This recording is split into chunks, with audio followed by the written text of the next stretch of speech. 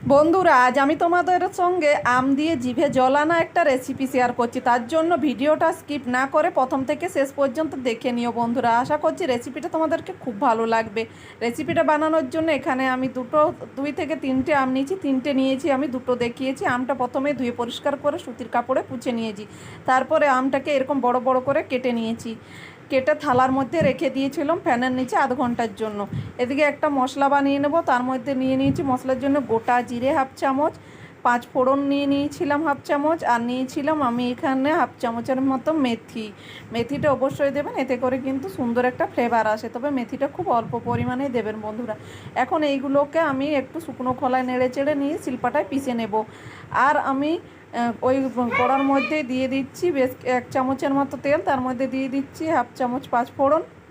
তারপরে দিয়ে দিচ্ছি আমটাকে দিয়ে নাড়াচাড়া করে নেব খুব সহজে। এটা কিন্তু ভাজার দরকার নেই বন্ধুরা, খুব অল্প করে এইভাবে নাড়াচাড়া করে নিলেই কিন্তু হবে।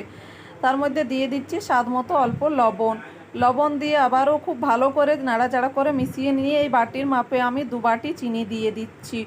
যেহেতু আমটা খুব বড়, তিনটে আম নিয়েছি, তিনটে আমে কিন্তু খুব বড় সাইজের ছিল, তাই আমি 2 বাটি চিনি দিয়ে দিচ্ছি। চিনিটাকে দিয়ে নাড়াচাড়া করে নিচ্ছি, তারপর ঢেকে নিচ্ছি একদম লো ফ্লেমে। 5 মিনিট এটাকে ঢেকে দিচ্ছি যাতে চিনিটা একদম ভালো করে মিশে যায়। আর দেখুন 5 মিনিট পর কিন্তু সুন্দরভাবে মিশে গেছে চিনিটা। তারপর এখন আমের সঙ্গে এখন নাড়াচাড়া করে নিয়ে আবারও এটাকে লো ফ্লেমে 2-3 মিনিট ঢেকে দেবো। 2-3 মিনিট পর দেখুন এটা কিন্তু ফুটতে শুরু হয়ে গেছে বন্ধুরা, আর কালারটাও কিন্তু ধীরে ধীরে চেঞ্জ হতে শুরু করে দিয়েছে।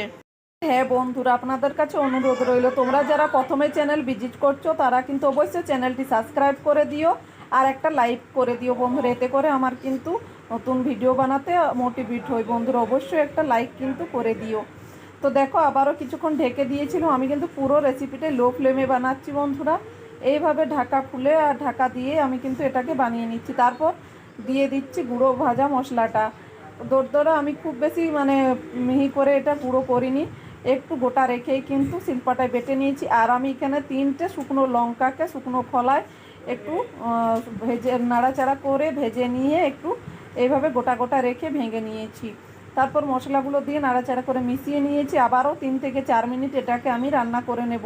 3-4 মিনিট রান্না করে নিয়েছি আমটাকে। দেখো এখন কিন্তু কত সুন্দর হয়ে গেছে।